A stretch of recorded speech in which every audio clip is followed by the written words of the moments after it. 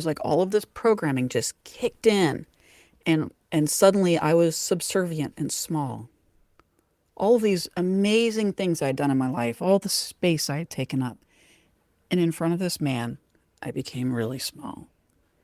And I thought, what is this? What is this? And he said I wasn't being nice. This is the Your Next Success podcast, and I'm your host, Dr. Carolyn Segal. I am a life-first career coach and strategist on a mission to normalize questioning your career. We explore how to build a career that truly fuels your life.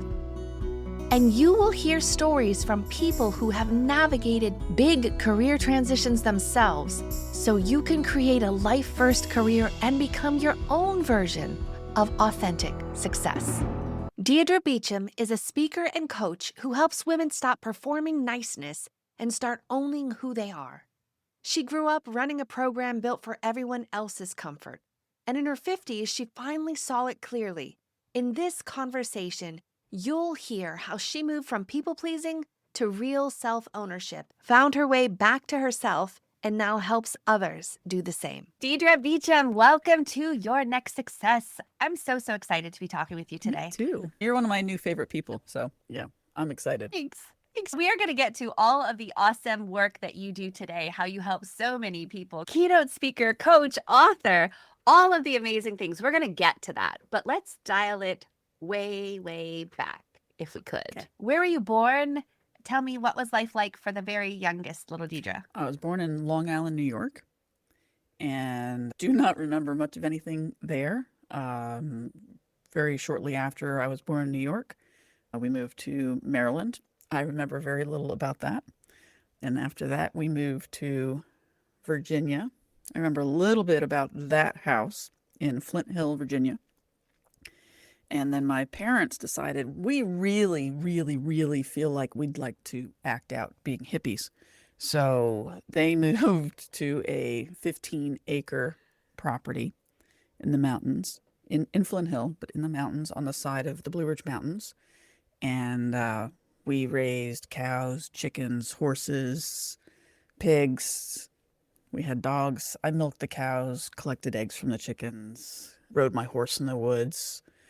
That was my life. Loved my dogs. We had a Saint Bernard, and then we ended up having golden retrievers. And the farm life very much suited me, very much, mainly because I loved riding. The freedom of riding a horse out in the Blue Ridge with nobody to tell me what to do or where to go. And it was awesome. It was the ultimate in freedom. Yeah. Oh, that's amazing. Yeah, it was cool. Did you have any brothers or sisters? I have a younger sister. What did your parents do for work that, like, you were able to have a farm and all these beautiful animals and all of that, and to, like, move? Did the moves coincide with somebody getting different jobs, or they just randomly picked? My mom was a real estate agent, and my father worked in construction. And so he actually traveled to DC every day, hour and a half long commute. And he did that every day for a long time. And then he ended up getting into timeshares. But we stayed in the same place that whole time, growing up on the farm. And yeah, I don't think anything really coincided with anything. I mean, they moved to Flint, but then they decided, I think it was still, they wanted to live rustically. And then they decided, no, we'd really like to live out our hippie dreams. And so we grew up on the farm. So when we moved there was no house. There was a barn, and it just had 6 poles and a roof. And so we lived in the barn for a little while in our tent, and dug a hole in the yard, and that's where we went to the bathroom. And we had this little camp seat, that sat over the hole. That was fun. Yeah. And yeah, until my dad built the house that I grew up in. And yeah, so Wow. when I say they wanted to be hippies for a bit, that's for real. Yeah, that was the dream. How old were you when that move happened? Yeah, that was all, maybe like second grade? Yeah. Wow. And then the house was built, Yeah. and I grew up there. I was there until through my junior year in high school.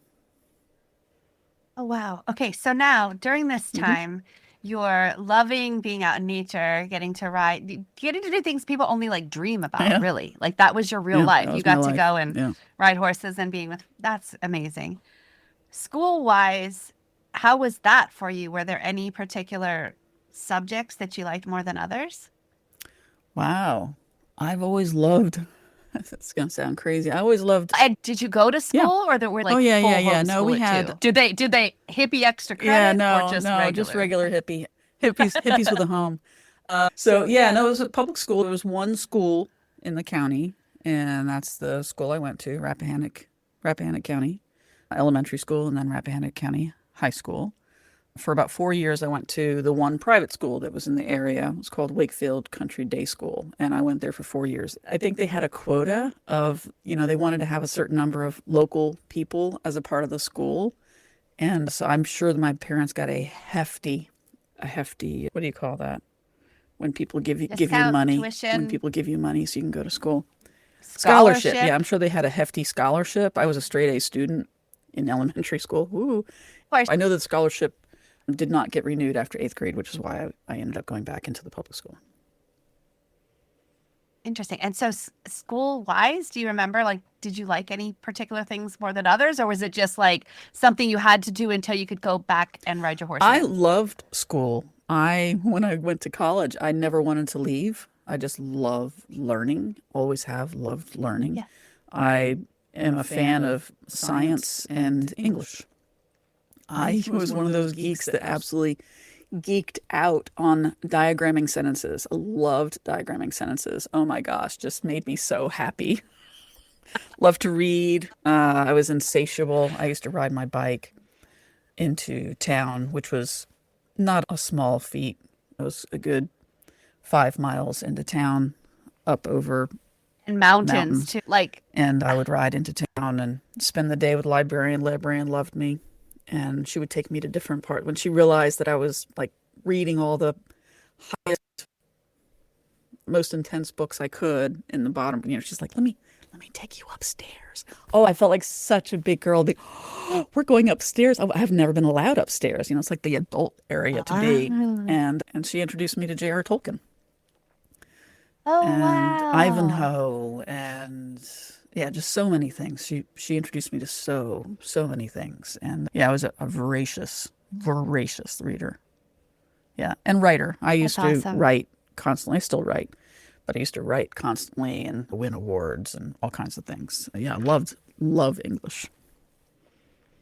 Were there people that lived nearby? Like did you have friends or is it just mainly like your family? So my closest friend I had, her name was Anita, and she lived, I don't even know how many miles away. But yeah, I'd spend a couple hours riding my bike to her house, and then we'd hang out and play, and then I'd get on my bike and come home. Most of the time, my parents had no clue where I was. It's just the way it was back then. They never knew who I was. It was where I was at any one time. I'd just say, "Hey, I'm going to Anita's," and okay, bye. And I just disappear for the day, or I'd go for a ride on the horse and just disappear. And one of my favorite things to do was to ride my horse into the woods, and I'd have no clue where I was. I mean, there was no way I could get back home. And I would just ride and ride and ride and ride and ride, and then eventually I'd be like, "All right, let's go home." And the horse always knew the way home, so I could go wherever I wanted to, Oh and wow. it was a lot of fun. Yeah. Now the parent in me and the anxious person in me is like, OMG, you rode your bike on mountain roads for like 5 miles on twists and turns with like, it's some of those roads cars can barely go on. And Yeah. like, I'm sure cars had to pass you sometimes. Yeah, so it was one school in the county, aside for the private school, that didn't really count because most of the people came from other places, other states to go to that school. So the county Well, had one school, and my graduating class was like 70 kids. So we're not talking like a whole lot of people driving down any of these roads. It's more so now because it's become a tourist town. The very wealthy have homes out there, and it's where, if you've ever heard of, I think it's the only 5-star restaurant on the East Coast, which is the Inn at Little Washington. Anyway, it's interesting. so It's busy now, but when I was growing up, there was hardly anybody on the road, and you knew everybody. Anytime somebody passed, it was like, "Hey, I know you." Uh-huh. That's cool. Now, what happened your junior year that I guess you moved? Or what happened Yeah, then? my parents moved, and I got what is it called? It's been so long. I think it's called the Carnegie Program. So by the time I finished my junior year in high school, because the private school had prepared me so much, the only thing I had to take for my senior year was English. And so I applied for this special thing, and I was able to go to college for my senior year in high school. So I went to college. And then when I finished college, I graduated from high school. Actually, before I finished college, I graduated from high school. I still had 2 weeks left in college. It was crazy. I had to go to my But teachers and go, "Am I passing so I can go graduate from high school?" Yeah, it was really weird.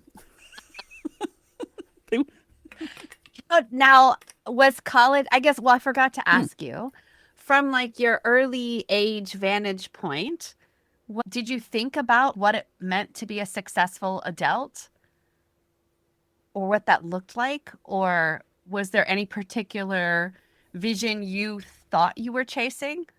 I mean, you're talking about dreams of, I want to be a fireman. When I was a kid, my very first dream was to be a vet. I wanted to be a vet desperately. I wanted to be a vet. I loved, loved, loved animals, and fortunate, being on a farm. It was awesome. And then my mom did a ride. I think it was a 25-mile competitive ride. And my dad and my sister and we were the crew. And at some point on the trail, she fell off the horse. The horse got spooked, and she fell off the horse. The saddle went underneath, and so the stirrups were hitting the horse. Horse got so spooked that she fell off of a mountainside and ended up in Oh, a ravine. It's called, the Rappahannock River. Ended up in the Rappahannock River, and the Rappahannock River is just full of shale. And by the time they found her, she was just standing in the water. But by the time they found her, I mean, her legs were destroyed. And when they pulled her out, that was when I decided I couldn't be a vet. I saw that at a very young age. And I can still see it in my mind's eye, what yeah. her legs looked like. And I thought, oh my gosh, I can't be a vet. If this is the kind of thing you see, I can't do that. I can't. I have too much compassion and love for animals, and I couldn't move past that to see the good I could do in being a vet. It was just too traumatic. So then I thought, you know what Yeah. I really want to do? I want to be a comedian. I want to be a comedian. I started It's awesome. like, I'm going to be a comedian. I want to make people laugh. That's what I want to do. I want to make people laugh. And then I realized I'm really scared of being in front of people, so that wasn't going to work. So after that, I just had no idea what I was going to do. I just knew that I loved school. And by the time I got to college, I was just like, is there a way to get paid to just stay in school and learn? I don't know. I loved it too. I was like, man, and because see, school, it gives you a syllabus. It tells you here's what you need to do to get an A. It's structured and you And you can do can deep do dives. that Oh my thing. gosh, I loved doing Yes. research papers. Give me a research paper to do. Oh my gosh, loved that. And the etymology of words, how fun is that? That's, did you ever take like Latin or anything? Yes, Like how deep dive did you? I did. Okay. I Did did you? take Latin. Where did you take Latin? In the Really private school old. that I Yeah. was in, I took Latin. Yeah, and I Oh, took way too nice. many years of French. Yeah, can't speak it, but I Interesting. can understand it sometimes. If you speak really That's slow. cool.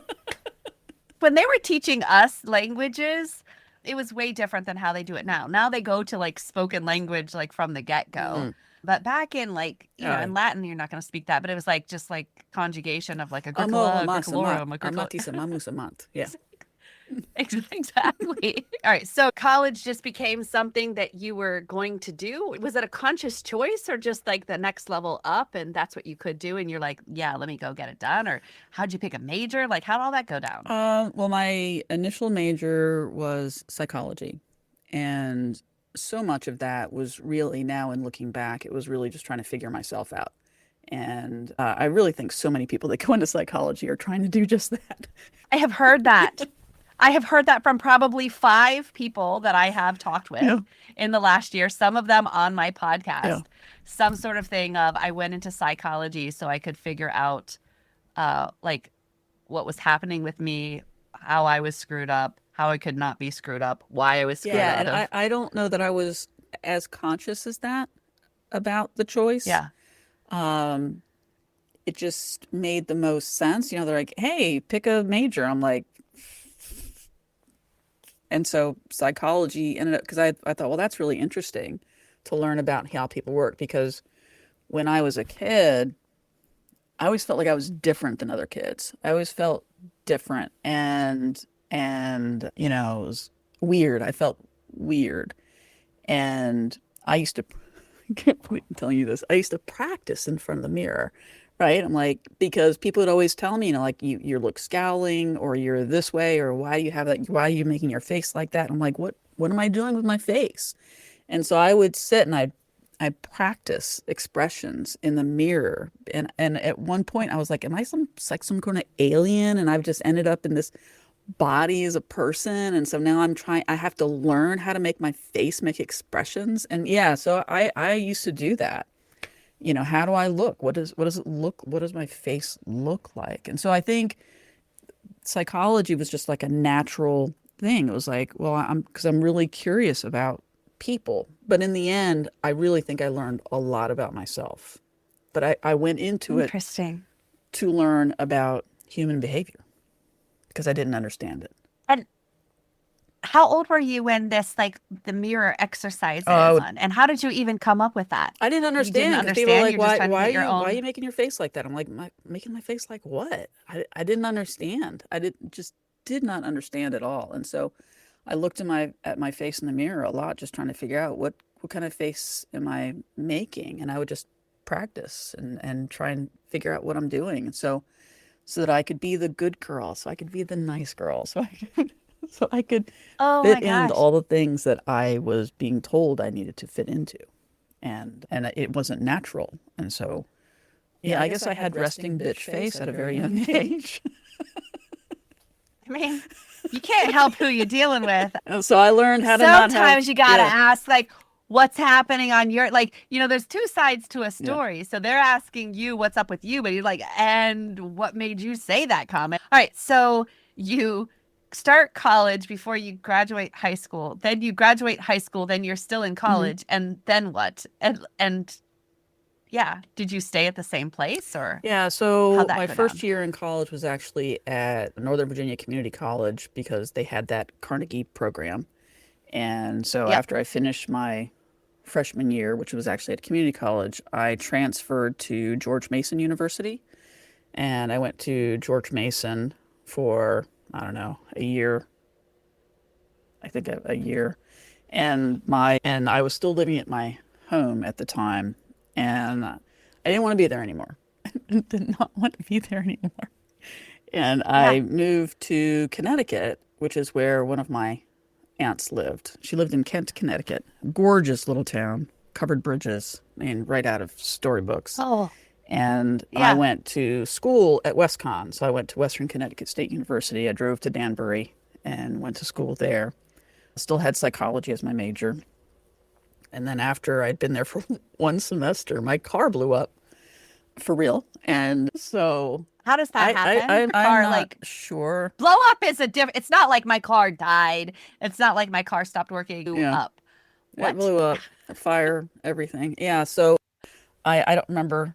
I really, there's so many things that bad stuff I just kind of like block. And so I know it happened, Oh, I get it. but I don't remember Yeah. the yucky details. Wow. And I came back to Virginia and I think I went back to Mason. That sounds right. I went back to Mason. You And go. yeah, my at that point my mom left my dad and so I lived with my dad for a little bit and then I fell in love and moved to Florida. Had you finished school? No, no, no. When I got down to Florida, I applied to go to Florida Central University, FCU. I applied to go to FCU. There you go. And for one reason or another, it didn't work out. Ended up moving my boyfriend, and at that point he had become my fiance. We moved to North Carolina, to Hickory, North Carolina. And then from there, I left him and I moved to San Diego. I changed my major to computer So science. Yeah. interesting. Yeah. Like, were you also working? Did you choose any sort of like jobs to do, or how did that all work out? In high school, I worked at McDonald's. And when I went to Connecticut, I worked at Stosh's Ice Cream and Sweet Shop. And that was really yummy. The best ice cream. It was handmade in the back. It was awesome. And he made all these sweets. And that's where I learned that people use different words for different things in different parts of the country. And that was fascinating to me. So I remember the first time somebody came in and was like, yeah, I got a scoop of whatever the ice cream was and some Jimmy's. I'm like, what the fuck is a Jimmy? Yeah. Jimmy's black chocolate sprinkles. Oh, Yeah. interesting. Poor Isn't Jimmy. isn't that crazy? Yeah. When I moved back, I went back to work for McDonald's again. And after that, I worked for Giant Foods. While I was at Mason, I worked at Giant Foods, and that was a good job. I enjoyed that job. It was good pay. Yeah, and they worked around my college schedule. So it was great. That's nice. And then what was the draw to San Diego? You know, beach blanket bingo. Um,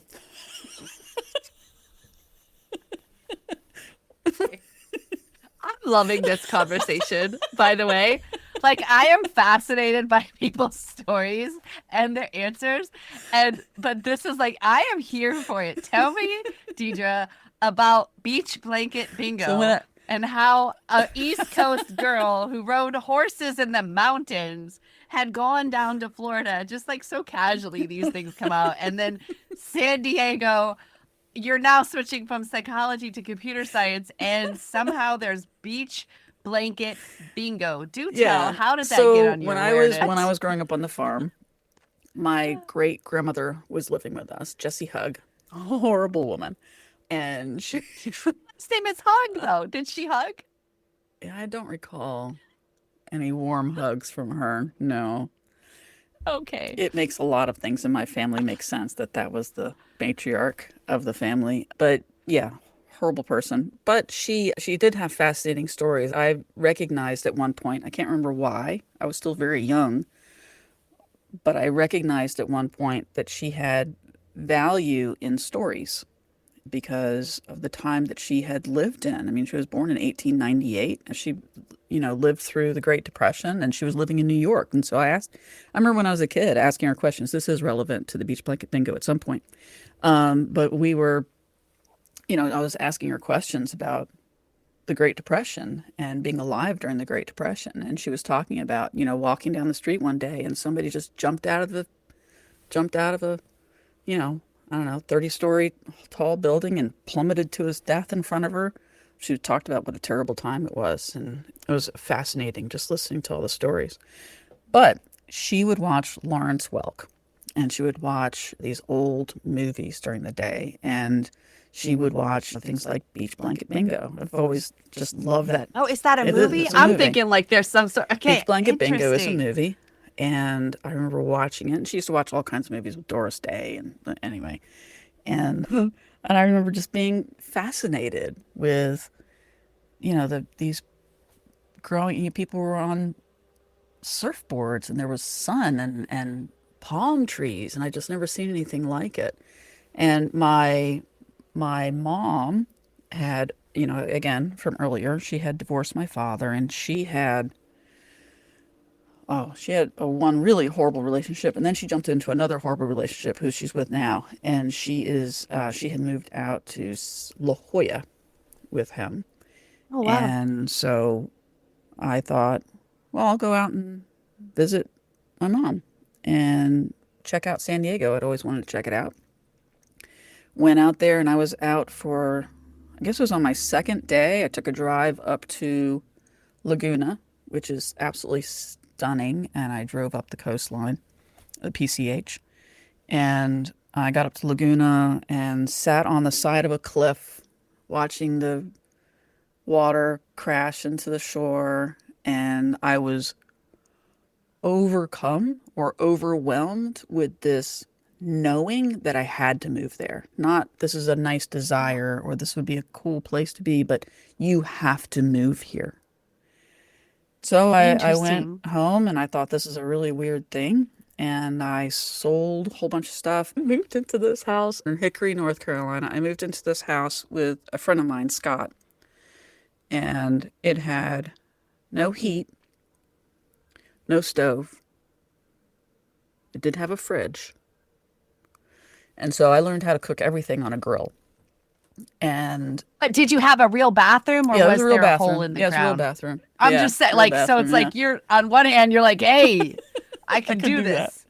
It's not a barn with 6 poles. Yeah, Got this. but that was when I I learned what got a this. ceramic heater was. And so I bought my first ceramic heater Ah, because that heated the room that it was in.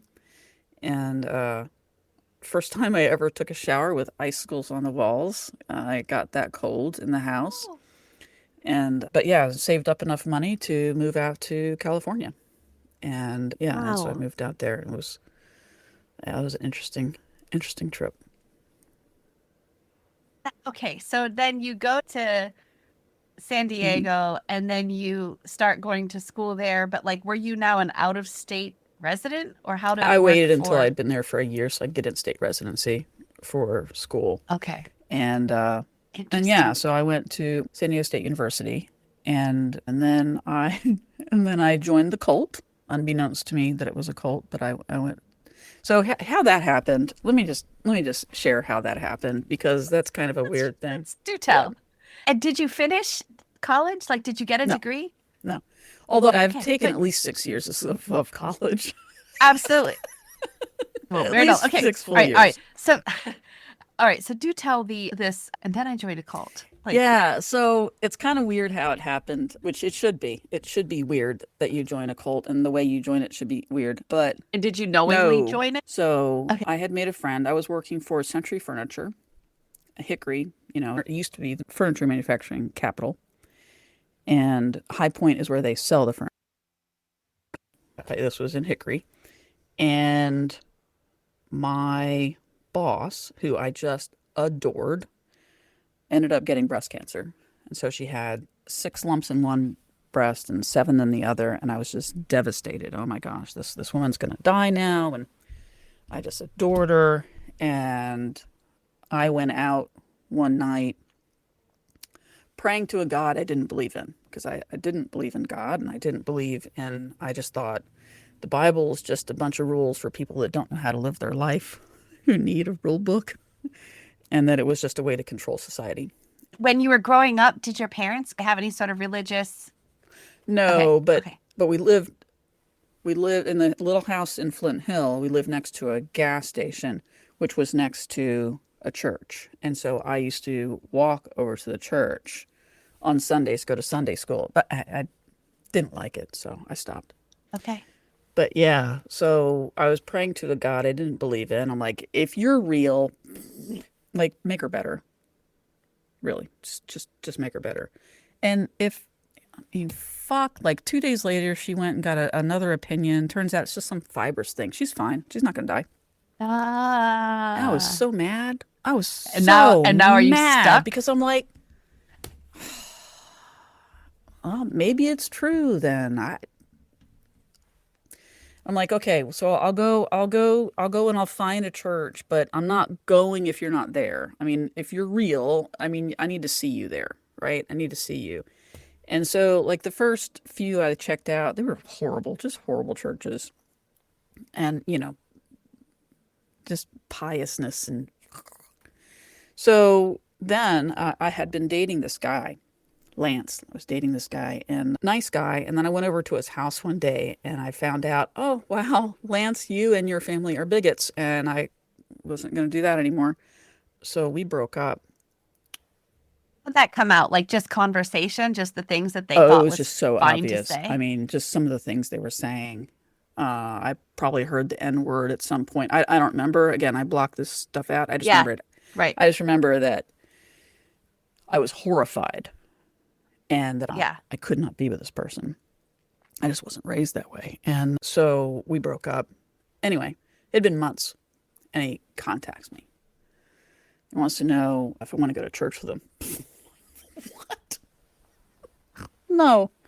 And then one day he was like, "Hey, so what you doing tonight?" See, it was really easy to say no to him for church on Sunday because I was a scuba diver. So Sunday you could get scuba diving equipment really, really cheap. That was like half price rentals. And so I was going scuba diving on Sundays. I was not going to church. So And you picked this up because of the, like, from being there, or had you ever scuba dove no, before? when I was growing up on the farm, we'd go to this South Wales. It was the name of a swimming pool. It's called South Wales. And I actually was in a inner tube once with a bunch of people, and the inner tube flipped over, and I got stuck under the water. My legs were up in the tube, and the I could see air. The air was right there, and I couldn't get my head, and I almost drowned. And so I was terrified to put my head under the water, absolutely terrified. But the idea of scuba diving was fascinating to me. So I would go out in La Jolla, I would go out to the shores and I'd swim out and I would force myself hyperventilating, just hyperventilating. And I would force myself to go under the water and I'd immediately pop back up because I was so scared. But I eventually was able to get to the point where I was like, okay, I could probably do this scuba diving test because the scuba diving test, I took PADI, P-A-D-I. I took PADI scuba diving. And the last test that you take, at least in San Diego, is they take you down like a good 30 feet down. And then you get in a circle. And then you don't know when it's going to happen.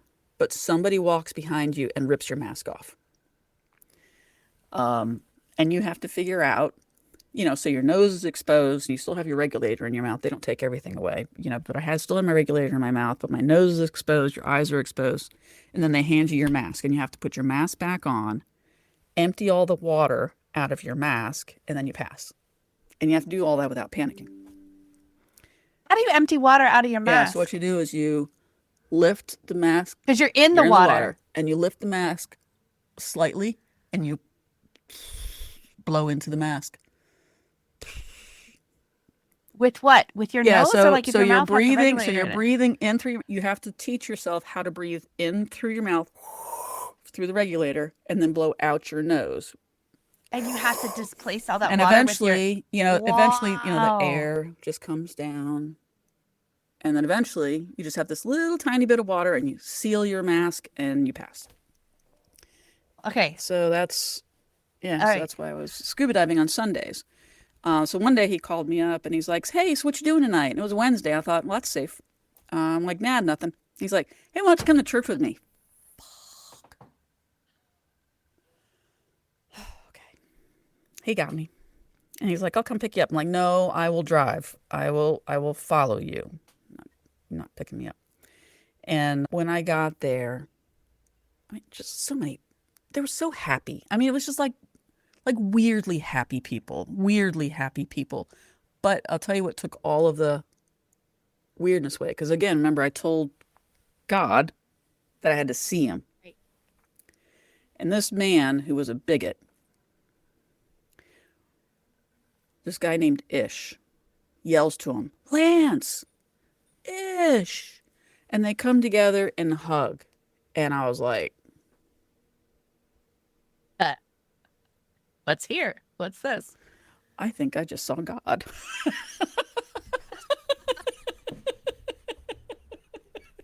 Wait, God was Ish? Because he's a black man. He was a very, very dark, dark, dark man from Trinidad. Very, very dark man. And Lance hugged him like he was his best friend in the whole wide world. And it was real. It was real. This bigoted man hugged this very dark man. And it was real.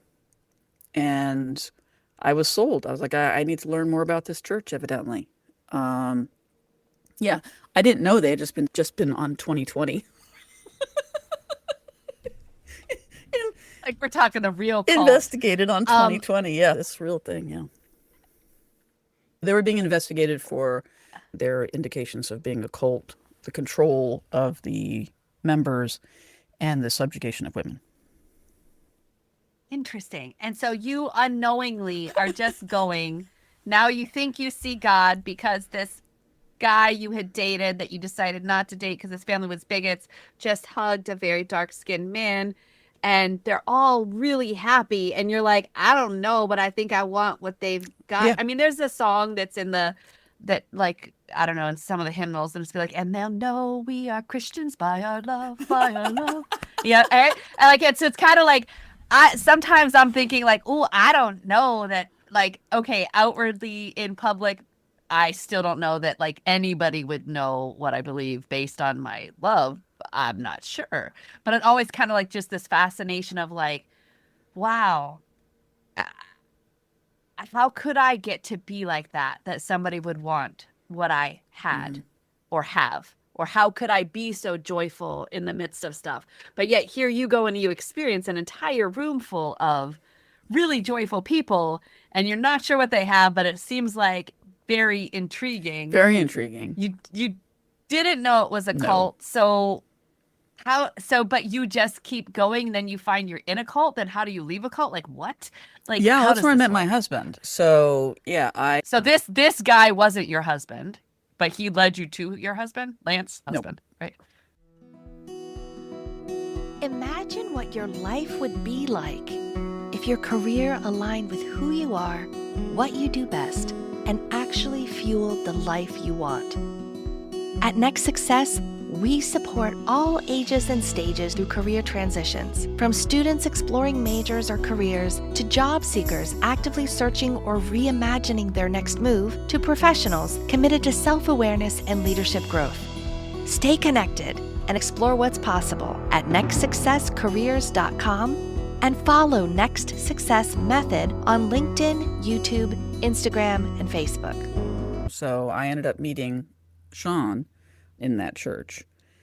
And yeah. Yeah, I was there. I was part of that church for about 8 years.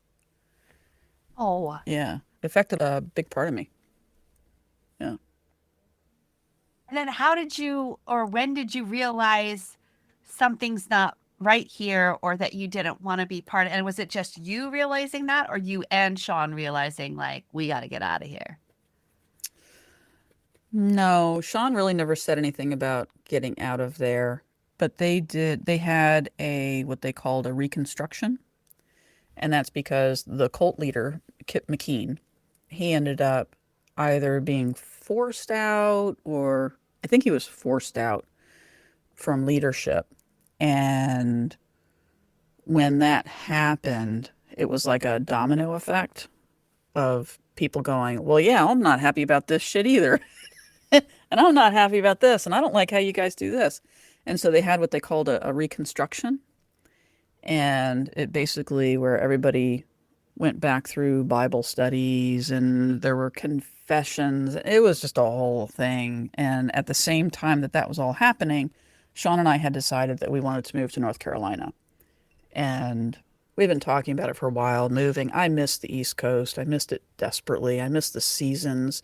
San Diego is boringly beautiful. It really is just boringly beautiful. Yeah, I'm not sure why they pay the weather people. I mean, it's like, hey, welcome to San Diego.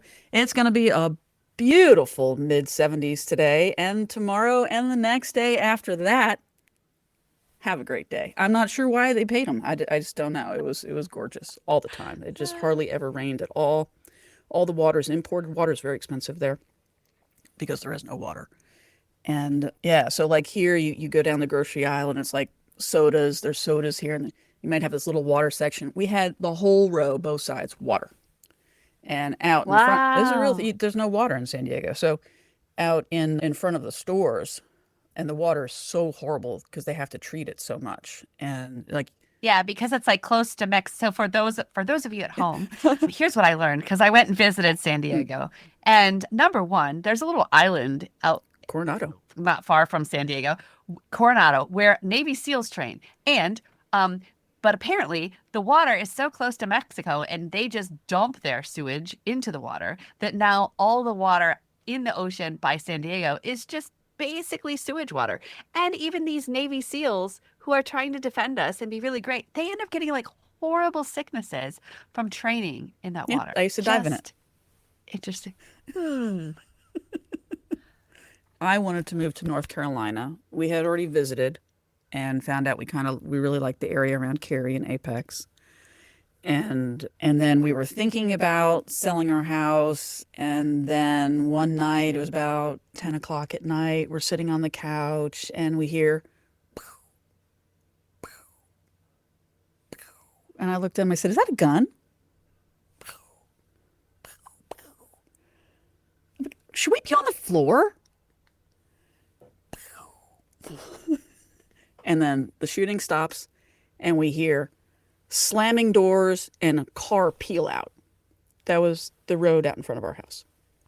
And then I'm getting up to call the police and we see helicopter lights.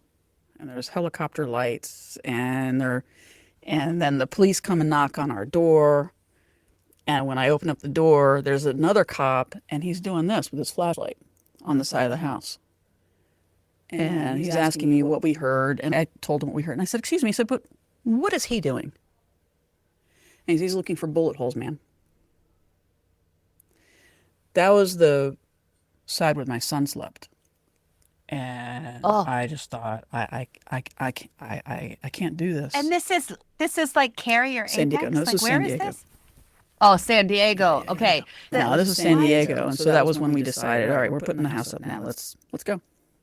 Let's go. And then we ended up in Apex, North Carolina. Wow. Yeah. So that's how that happened. Wow. Wow, that's fascinating. Okay. And what were you doing for work these days? At that point, when I moved here, where I ended up was working for a produce acquisition and distribution company called L&M Companies, and I was in the AP department. And then what happened?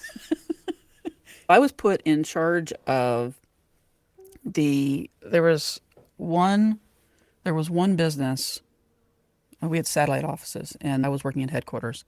And one of the satellite offices was down in New Mexico. And they were considered the black sheep of the company. And they're like, "Deidre, you take them." And so I took over, and they were very suspicious of me. You know, "Who are you? Who are you?" And I was trying to figure out why were they the black sheep? What was going on? Well, I built up a relationship with them, found out that the reason that there was so much animosity between them and the headquarters was because nobody ever took the time or bothered to learn how to say their names.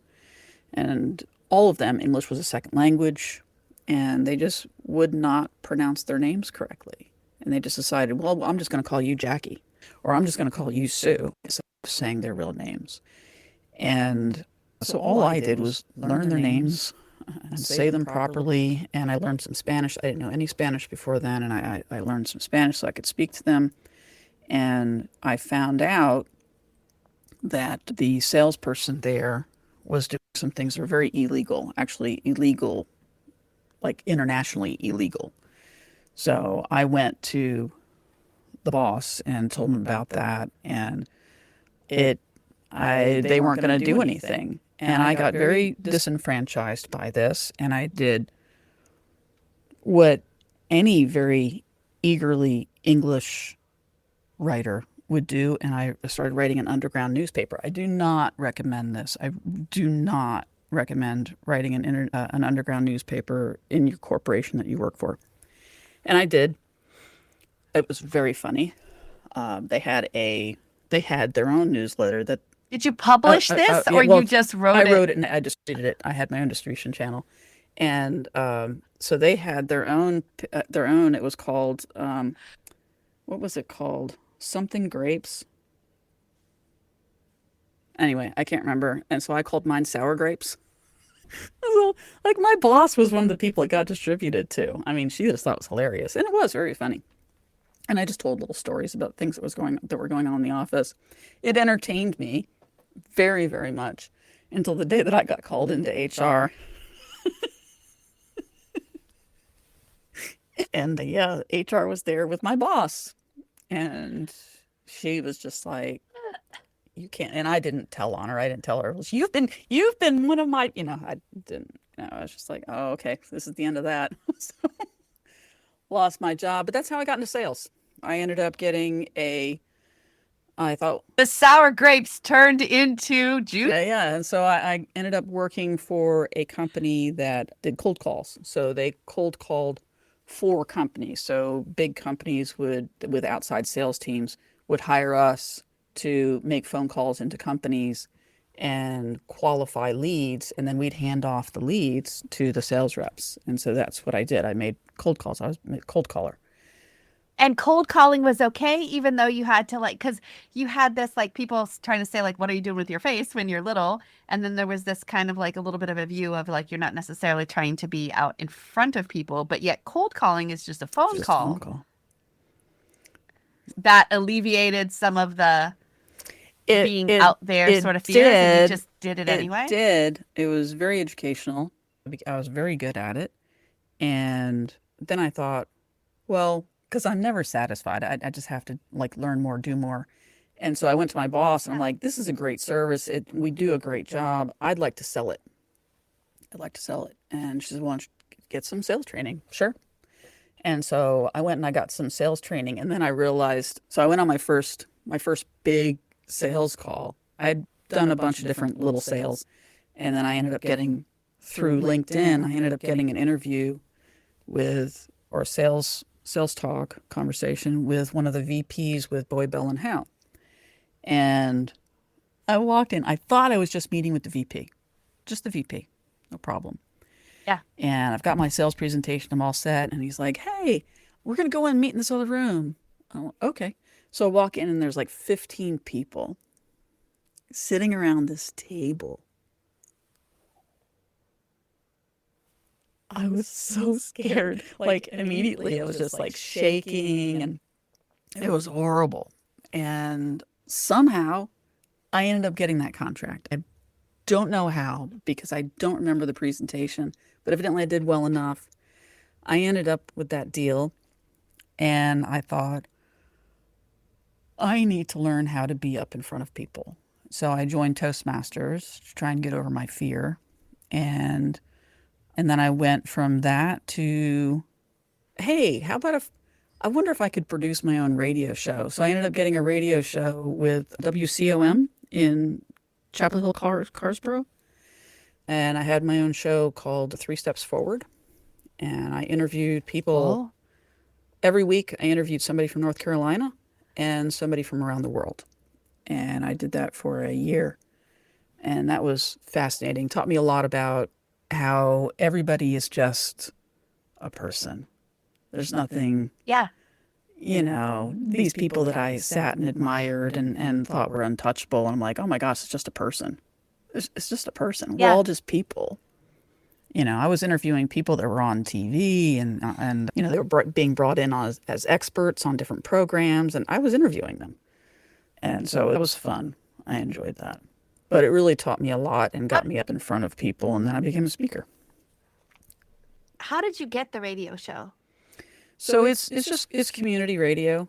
So I just went in and I proposed what I wanted to do, and they said, sure, come in for training. And my training was, I walked in, and the guy that was leaving is like, okay, you're coming on next. I'm like, yeah, but I need training. And he's like, oh, well, this is on, this is off, this is this. And then he walked out.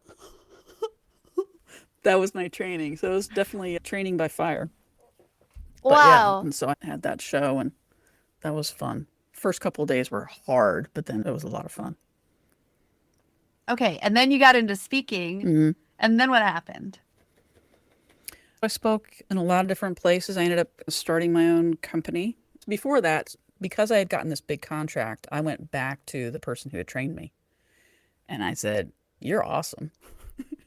Because I lost the job after I got that big contract. And my boss was like, oh, don't bring any more big contracts in because I'm going to have to get a bigger building. And I don't want that. So I went back to the So sales guy and I was like, you're really good. And what you teach is really good. And I love the fact that it was ethical sales and no manipulation, no tricks, no gimmicks. And I loved that. And I thought that was really cool. And I said, look, I'd like to work with you. And he's like, well, I'm not hiring. And I said, well, how about if I work for you for free for a month? I'll work for you for free. And then you can decide whether you want me to stay or not. So I ended up working with him for several years. I learned a lot. I ended up developing a program for teaching sales using video. But my business partner was like, YouTube's a fad. So I was like, I don't think it is. So I'm going to put this together and start teaching it. And then we came up with a deal that whatever programs I created, I could take my intellectual property with me as long as I left a copy for him to sell. So, which was fine with me. I was just happy to have my intellectual property. And so after a while, I thought, I want to do this all by myself. And so that was when I got out on my own and I started my own company, and I started a company called The Buzz Builder. Okay. So then what happened? Oh my gosh. Having your own business. And you just grow so much. And I grew a ton. And in my growing and in all the networking I did, I mean, I spoke at all the chambers. And I spoke at community colleges, and I ended up speaking to the National Association of Professional Organizers up in Cleveland, Ohio. Oh, wow. So I was doing a lot of speaking and growing. And my husband wasn't growing and didn't understand how I was growing. And I felt very much like one day I was trying to picture it in my head, and I felt very much like I had been a bird in a cage for a really long time. And now the cage door was open and I had been flying around, and I felt like every time I flew that my husband would just grab me and clip one of my wings. And that's how it felt. And it was really discouraging and frustrating. And so, so at 18 years, I was on my way to go get a card for our 18th wedding anniversary. And I remember thinking, 18 years. I don't think I can do this for another 18. In fact, I know I can't. And it was such a sinking feeling because I come from a divorced family. My parents were divorced. My grandmother had been divorced. Everybody I knew was divorced. And I didn't want that to be my story. And I realized in that moment that it was probably going to be my story. So I went home and I told my husband we need couples therapy. And he's like, no, we're smart. We can figure this out. And our divorce was finalized the day after our 20th wedding anniversary. But by then, I was in love with my wife. This is a seriously crazy fascinating, story. and I'm loving. My life is a crazy story. But I think it's an awesome story that you're like your life is full of little bits of twists and turns that have helped you to become the awesome person that you are Yeah, thank now. you. Yeah, I love the direction that my life is in now. I've always enjoyed the direction. I haven't necessarily enjoyed parts of the ride, but I've always been excited about the next thing. What is the next thing? So somewhere along the way, you realize there's this nice girl conditioning had been part of the story that you had been playing or allowing people to see for quite some time. And in your growth and your own ability to like fly freely without your wings being clipped, you realize, you know what? I'm gonna let that go. Yeah, it wasn't tell a little bit about until so my wife and I got married. We moved down to Florida. We were living in Palm Bay, Florida. And when I was down in Palm Bay, Florida, I ended up going through menopause. And if you haven't been through menopause, for anybody listening, it makes you feel like you're losing your damn mind. And I was telling an older friend of mine who had gone through menopause. I was like, "Oh my gosh, I felt like I was moving my mind." And she's like, "That's because you were. Didn't you know? Didn't anybody tell you?" No, nobody told me that that's what happens when you go through menopause. I didn't know that. And so on top of that, my mask fell off. I didn't know at the time I was neurodivergent. I didn't know. I didn't know that when you go through menopause, your mask falls off. It just blows up and into pieces, and you don't know. I didn't know how to operate without my mask. I didn't know how to put it back together. I didn't know how to put it back on. And I was an emotional mess. My nervous system was shot and I didn't know what to do. And so I started reaching for things that I never thought I'd reach for because I had been through therapy. I mean, I'd been through so much therapy, so many therapists. And I've had some interesting names for therapists, right? I had Dr. Worm, Dr. Hertz, and my therapist right now is Dr. Payne. So you can't make this shit up, right? You can't make this shit up. So anyway, so I've been through a lot of therapy. I had read so many self-help books. Again, voracious reader. Through so many self-help books. I've been through coaches, and yet still here I was, falling apart. And my brain telling me, you're stupid, or what's wrong with you? And my mental brain going, well, no, you're really smart. You're smart. Why are you thinking these things? And I couldn't change the thoughts that I was hearing, even though I'd had all of these years of therapy. And so I started reaching for something I never would have before, which was woo. I thought, well, nothing else has worked, so I'm going to do woo. Again, a god I didn't believe in. So woo was my new god. Yeah. I mean, I learned about somatics. I learned about how you can reprogram your brain. And I thought, well, I'm going to program it to things I wanted to say. And so I worked with a hypnotherapist, and I worked with her, and I said, I want to think different things. And so she created a hypnotherapy tape for me. I learned about solfeggio frequencies and about how they actually align up with chakras and then can align up with different things that you want to work on in yourself, and that you can utilize the frequencies to help things to be activated more quickly. And it changed my life. But the nice girl thing came right after that. I was in my early 50s, and I was talking to my stepfather, who's, I believe very strongly, is a narcissist. And he said something to me, and immediately everything inside was like programming. It was like all of this programming just kicked in, and suddenly I was subservient and small. All of these amazing things I'd done in my life, all the space I had taken up. And in front of this man, I became really small. And I thought, what is this? What is this? And he said I wasn't being nice. And there was a part of me that just felt so crushed by that, because I had grown up always being one of the nicest women in the room. And that moment, it did something to me. And I thought, there's got to be, that's not right, because I'm a really kind person. I'm a very, very kind, I'm a thoughtful person. I'm very, very thoughtful. And I'm very empathetic. And here's this person telling me that I'm not nice, and what a horrible person I am, and what a horrible example I am. And I realized that there was subconsciously, I believed him. That subconsciously I was still under that, needing to be nice for other people, that I needed that badge. And that was when I thought, wow, I've got to make a delineation between being nice and being kind.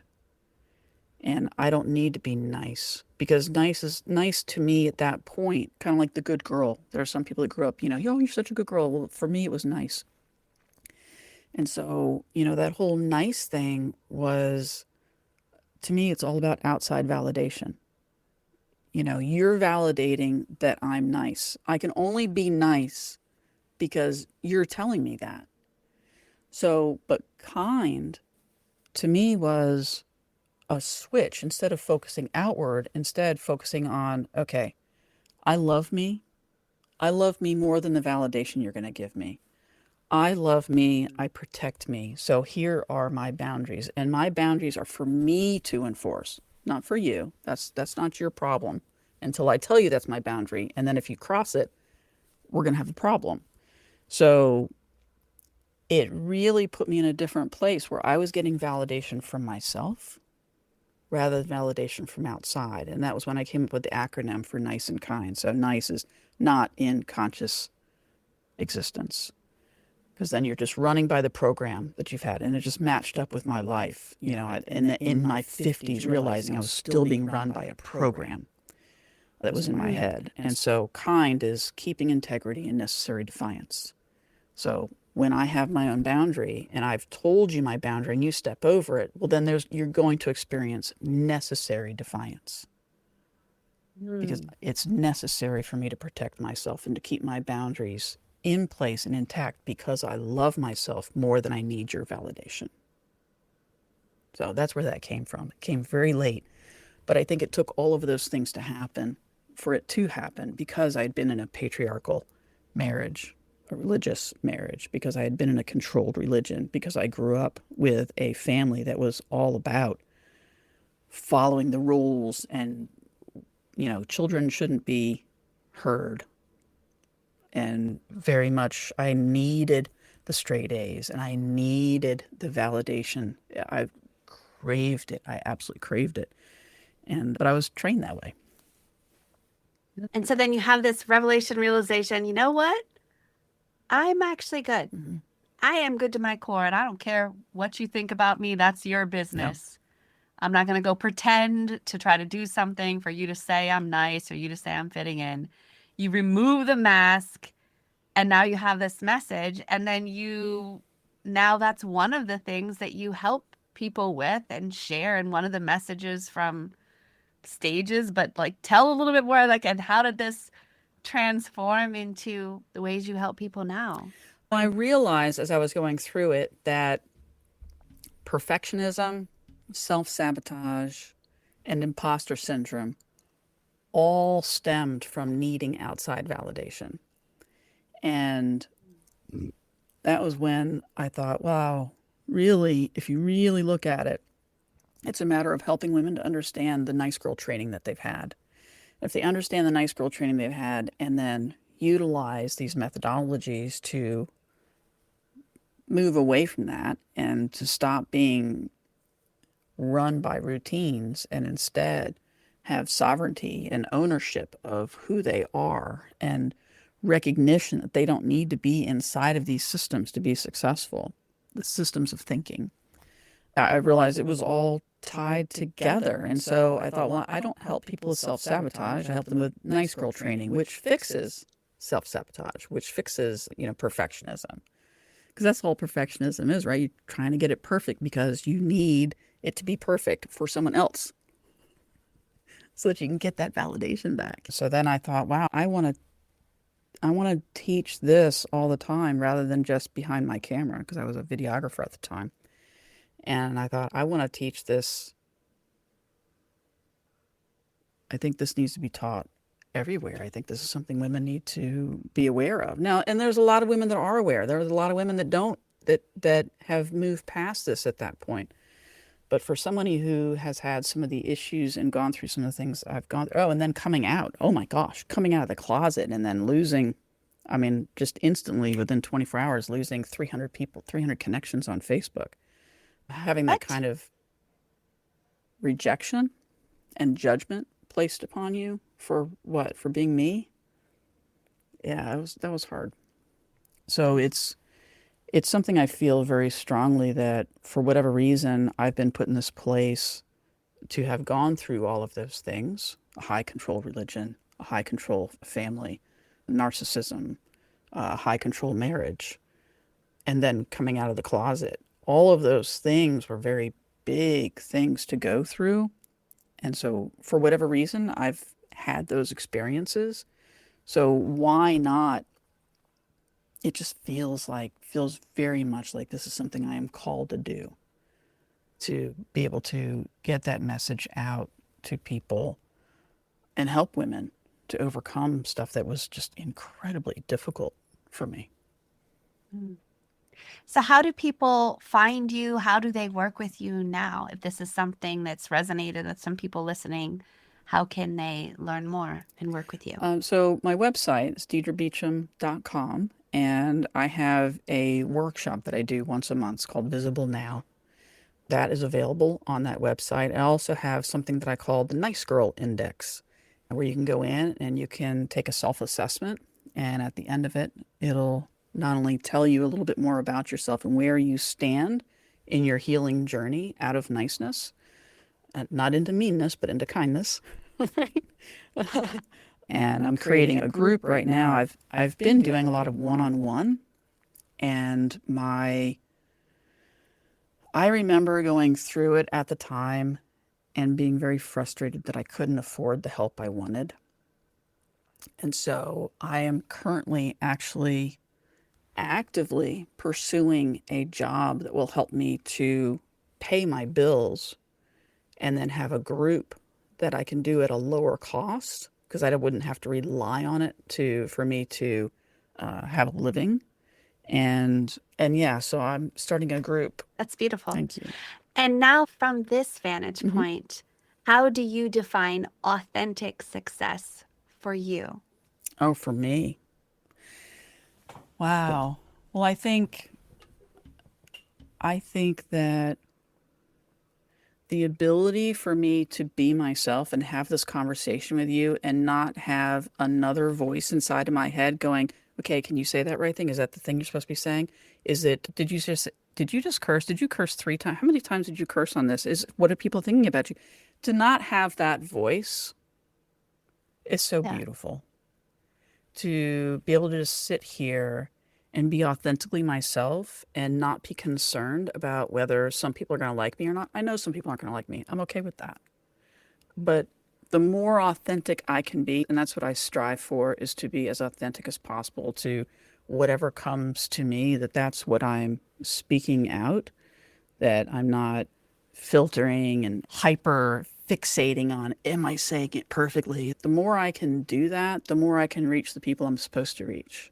And so that to me is authentic success, is authentically being myself, because the more I can do that, the more I can be earnest and honest about the shitstorm I've lived through, that I'll be able to, something in my story will trigger with somebody and go, oh my gosh, she's the person I've been looking for. And it's not because I've done some sales pitch, but because they want that. They want that same thing, to not have that voice that's always judging, to not have that voice that's always saying, well, you have to do things this way or that way. And again, not to be a radical rogue, right? but truly healing. And when I say that, I'm talking about radical self-acceptance, radical self-love, radical forgiveness, radical self-forgiveness. And in those things, you can get to a place where you not only love yourself so deeply that you protect yourself, but you also get to a point where you can see things in other people that you didn't realize before, and love people. Like, I love my stepfather. He doesn't understand that. I love my stepfather. I don't want to be near him. But I can still love him and appreciate who he is, and the fact that he doesn't understand himself, and that he doesn't see himself the way I see him. But I can still love and appreciate him for who he is. He takes wonderful care of my mom. He takes fabulous care of my mom. And I don't need to be in his presence to love and appreciate him, because if I am in his presence, I'm not going to love and appreciate him. I am just so in awe of your beautiful story. Thank you so much for sharing more about your journey, about your definition of authentic success, and for you just kind of living into who you are and sharing your beauty and your gifts in the world. I'm fortunate that we've gotten to know each other. I know, we see I each love other it. I love it. I'm just excited to see and cheer you on in this new phase and continuing to share your message with the world. But thank you for being on the podcast and your Thank story. you. I feel very honored. I'm honored to have met you. Like I told you, one of my new favorite, best people. And it was very entertaining. This was the most interesting podcast I've been on, and some very interesting questions. I had a lot of fun. Thank you. Yeah. I get people like, I've never been asked that question. I'm just following my curiosity because I'm genuinely fascinated with how people, like what people have gone through and how people have gotten to today, and then what? And then what's next? Like, I'm just literally fascinated. But thank you so Yeah. much. Thank you. Appreciate it. Thanks for listening to Your Next Success with Dr. Carolyn Sengel. Remember, authentic success is yours to define and includes aligning your career to support the life you want.